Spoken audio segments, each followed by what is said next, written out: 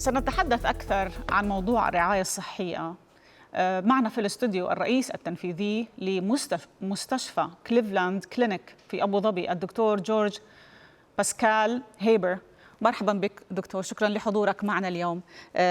كثير مهم تكون معنا لنتحدث أكثر عن قطاع الرعاية الصحية، وخصوصا في ظل وجود هذه التحفة في أبوظبي كليفلاند كلينك. أهلا بك. شكرا.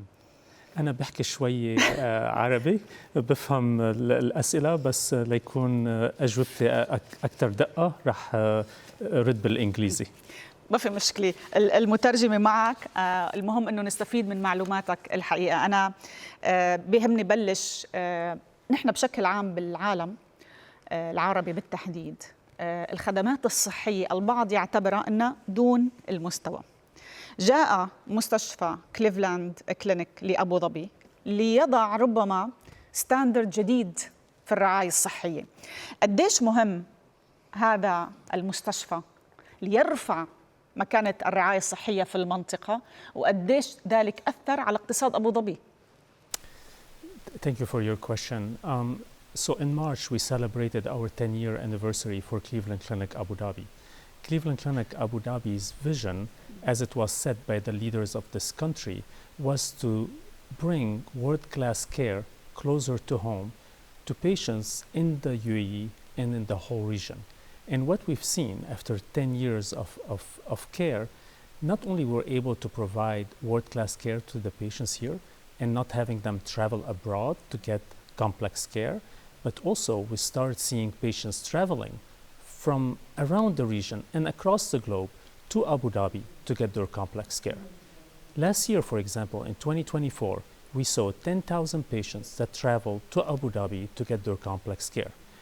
And the type of care we're providing is not the simple dentistry or cosmetic care. We're talking about heart transplants, lung transplant, heart-lung transplant, and complex robotic surgery, epilepsy surgery, deep brain stimulation. Those are very complex, cutting-edge treatment that are being done here at home in Abu Dhabi. وطبعا نحن بنعرف بأنه في الفترات السابقة كانت تقريبا الناس في هذه المنطقة تسافر إلى الولايات المتحدة الأمريكية، إلى فرنسا، إلى أوروبا. اليوم صار أنت عندك خدمات بمستوى الولايات المتحدة الأمريكية وبمستوى الغرب موجودة في أبوظبي، ورقم فعلا يعني ملفت أن يكون في حوالي 10,000 مريض جاءوا إلى أبوظبي، وهذا طبعا داعم لاقتصاد المدينة. تحدثت عن تقنيات غير مسبوقة تقومون بها. أنا لفت نظري آخر إعلان قمتم به عن عملية تم تنفيذها بالكامل عن طريق روبوت، والذي قام بزراعة كلى. مش بس هو زرعها، وهو أيضا استأصلها. أعطيني تفاصيل. Yeah, absolutely. So we were able not only to remove the kidney from the donor robotically, but also to implant in the recipient the kidney using the robot through small incision. So instead of making a large incision to put the kidney in and reattach the vessels, reattach the ureter to the bladder, we're able to perform all this through very small incision. What does that mean? Mean less pain to the patient. We have better visualization. We can manipulate the tissue and be more precise in how we're attaching the vessels in the ureter. And this will allow the patient to recover much quicker, go back home, go back to their family, to work, and have a much better life.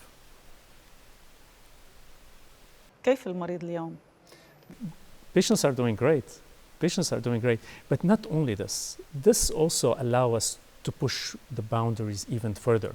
We just, in fact, performed 2 robotic lung transplants. So we've done kidney transplant, and now we're doing lungs, which is also a very advanced procedure. And this is giving hope to those patients who otherwise wouldn't have a hope for a second life. وهذا اللي أنا كان سؤالي الثاني، إنه موضوع استخدام الروبوتات وين ممكن استخدامه بالرعاية الصحية وبشكل آمن؟ لو بتقدر تفسر لنا شوي، لأن هناك ما يزال ربما في ناس جدا متشجعة لموضوع الروبوتات وبتعتبر بأنه الدقة تبعها شديدة بعكس اليد البشرية، وهناك من يشكك. اشرح لنا أكثر. Absolutely.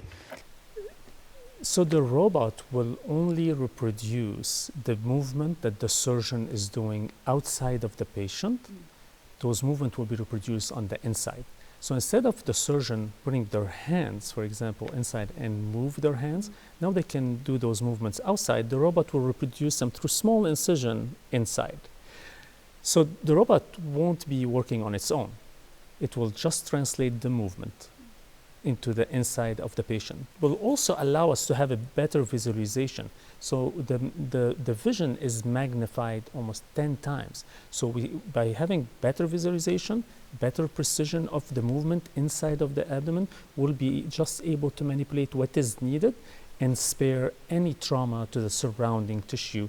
And that's what allowed those patients to have less pain, less risk of infection, less risk of blood loss, and allow them to recover in a much quicker fashion. دكتور، قبل ما ندخل للمقابلة كنت أتحدث أنا وإياك عن ضعف التمويل، الفاينانسينج للمستشفيات ومراكز الرعاية الصحية، وحتى نوعاً ما قلة الإقبال من الناس على دراسة. يعني نحن عنا أرقام ستكون هائلة من النقص في الأطباء بحلول 2030. أنت ذكرت لي نقطة كتير مهمة، أنه لهذا نحن نقوم بتطوير عمل الروبوتات، لهذا نحن ندخل الذكاء الاصطناعي. حدثنا أكثر، كيف لهذا الموضوع أن يساعد، وخصوصا الذكاء الاصطناعي، ماذا تعني بذلك؟ Absolutely, this is a great question, and you know, healthcare is under a lot of pressure anywhere in the world. Populations are aging. There is a higher demand for healthcare, and at the same time, we have a shortage in workforce. We are expecting a tsunami of patients coming to the doors of the hospitals without having physicians, without having caregivers to take care of those patients. If we don't leverage technology, we're in big trouble. However, the good thing is there is AI coming, there is genomics, there is a lot of newer technologies such as robotics that may be able to help us overcome this challenge. AI will allow us to treat much bigger number of patients, will allow us to better prevent disease, will allow us to better diagnose them. What AI is doing right now is turning medicine from an art and a science into an engineering problem. Once we have an engineering problem, we can find a solution and we can scale it. And that's why I'm very optimistic.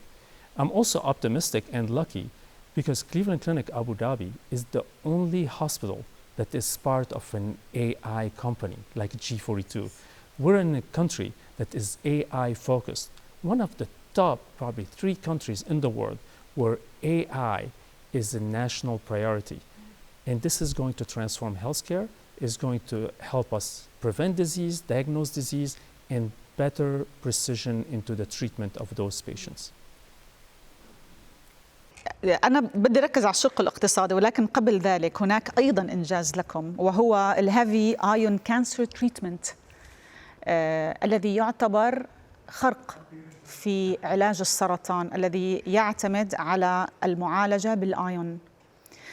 احكي لنا عن هذا الموضوع وكيف يتم تطبيقه اليوم، يعني كيف تم to be explored and implemented بالمستشفى. Absolutely. We're lucky to be able to put such an advanced technology right here in our backyard in Abu Dhabi. It will be the only facility that will be able to provide heavy ion radiation therapy in 5 to 6 hours flight from Abu Dhabi. Patients who don't have any other chance of a cure from cancer, either because they're radio resistant or there is risk for damage to the surrounding tissue, or they're not candidate for surgery, those patients are now will have a chance to have their cancer treated, cured by using heavy ion therapy that is much more precise, that will better kill the cancer and spare the surrounding tissue. When we were able to start this project, I said, this day is a good day for patients, it's a bad day for cancer. made my day حقيقة. يعني أنا كتير معجبة بهذا الكلام، وخصوصا أنه السرطان أعتقد يعني أكثر شيء مكروه في العالم. دكتور، كتير مهم لدولة مثل الإمارات التي تقع في منطقة الشرق الأوسط ومنطقة دول الخليج أن يكون لديك مركز مهم. يعني أنتم لستم مركز طبي يقدم خدمات طبية فقط، بل يقدم تكنولوجيا طبية مختلفة، أبحاث مختلفة، تدريب مختلف. قد إيه بتشوف أنه مستشفى كليفلاند اليوم هو رافد لقطاع الرعاية الصحية في المنطقة في البلد وداعم أيضا للاقتصاد؟ Absolutely. I mean, I like to say that usually Abu Dhabi used to be known for gas and oil. Then it became known for the financial sector. And we used to say Abu Dhabi is the capital of capital. And I usually tell people, it's not the capital, only the capital of capital, we're the capital of healthcare. Abu Dhabi now is turning to be the epicenter of healthcare innovation. The infrastructure that is being built here, from data centers with AI, from the Emirati genome and the sequencing of different disease, to also having an environment with the Department of Health, with a forward-thinking regulator. This allows us to build an infrastructure that will attract pharmaceutical companies who are interested in drug discovery, startups from all over the world to come here to Abu Dhabi to establish shop, doing drug discovery, drug manufacturing, and making Abu Dhabi the real hub for innovation, where anyone who will be looking at healthcare innovation will be looking at Abu Dhabi. And that's why Abu Dhabi, if it's not now, it will become, in a very short period of time, the capital for healthcare. الدكتور جورج بسكال هيبر، الرئيس التنفيذي لمستشفى كليفلاند كلينك في أبوظبي عاصمة الرعاية الصحية. شكرا جزيلا لك لوجودك معنا ولكل هذه المعلومات، والله يقويكم، يعطيكم ألف عافية. Thank you for having me.